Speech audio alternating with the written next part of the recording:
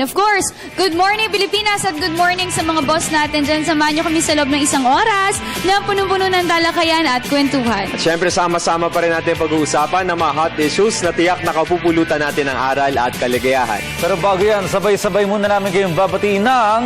Good morning, boss! Good morning! Good morning. Happy Tuesday! Alam niyo ba yung Happy kinanta niya, yung Wish Upon a Star? Sa Pinocchio? Pinanganak na ba kayo nung palabas yung movie na yun? Napanood na lang namin siya. Naka-Betamax na. American Tale. American hindi Tale pa. siya. Anong year yun?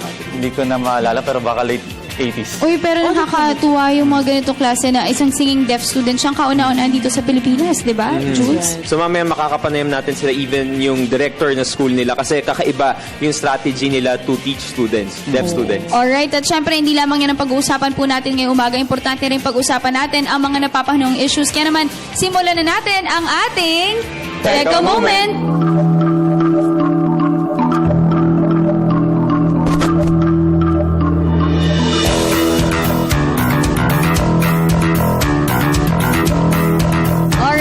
Lahat very excited na para po sa laban ni Manny Pacquiao at Floyd Mayweather sa darating na May 2. Matapos mag-coach si Manny Pacquiao noong Sabado sa Kia Carnival, ay dumiretso na siya patungo po ng Los Angeles, California, kung saan siya po ay magre-ready na para sa kanyang training sa mega fight sa May 2 kontra Floyd Mayweather Jr. Inaasa magiging dibdiban po ang pagsasanay ni Manny Pacquiao sa wildcard gym sa Amerika kasama si Freddie Roach. Nananatili pa rin pong wala pang talo ang record ni Mayweather, habang si Pacquiao naman po ay meron ng 5 pagkabigo sa kanyang 64 na laban.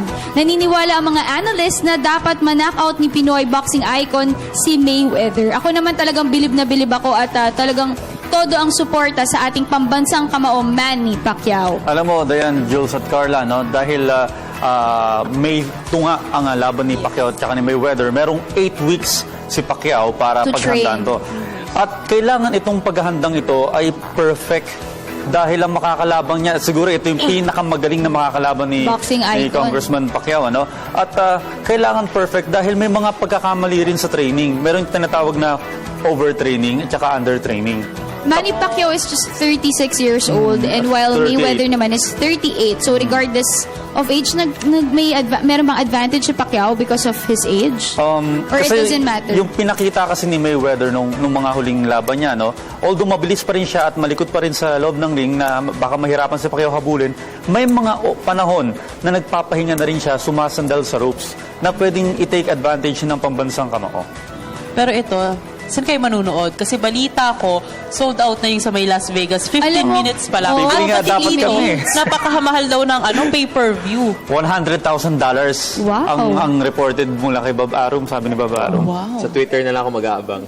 Sa So, Twitter, may live Alright, updates of course, naman doon. talagang taos-puso po ang ating suporta at todo-todo para sa ating pambansang kamao Manny Pacquiao. So mabuhay ang Pilipinas. Ito naman, si Chief Justice Maria Lourdes Sereno po ang nag-serve as the host of the 2-day meeting of mga Chief Justice Magistrates. Ito po ay ginanap sa Boracay at ang mga dumalo po ay ang meeting, including po 6 other Chief Justices, the Supreme Court Vice President of Cambodia and Laos, and a Senior Associate Justice from Thailand.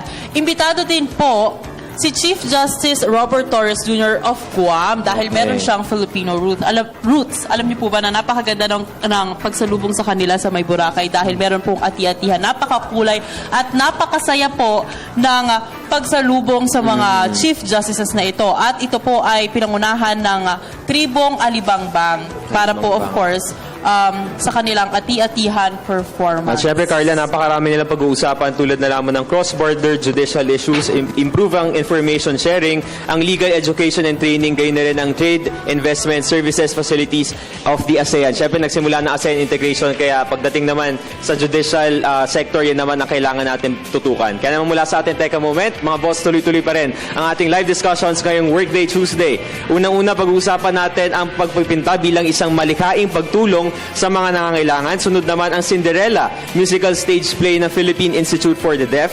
Pag-uusapan din natin ang solusyon sa polusyon at ang CRS, tulay ng mamamayan sa pakikipag-ugnayan sa sandatahang lakas. Makakasama din natin si Joe Tamesis sa One Life Sports. Kaya mga boss, abangan nyo yan. At syempre, maaari nyo kayo mapanood via live streaming ptv.ph. Maaari nyo i-like ang aming Facebook page, facebook.com/gmorningboss. I-follow po ang aming Twitter account at gmorningboss at bisitahin na rin ang aming YouTube page, PTV Space PH. Kaya dyan lamang po kayo dahil magbabalik pa ang Good morning, boss!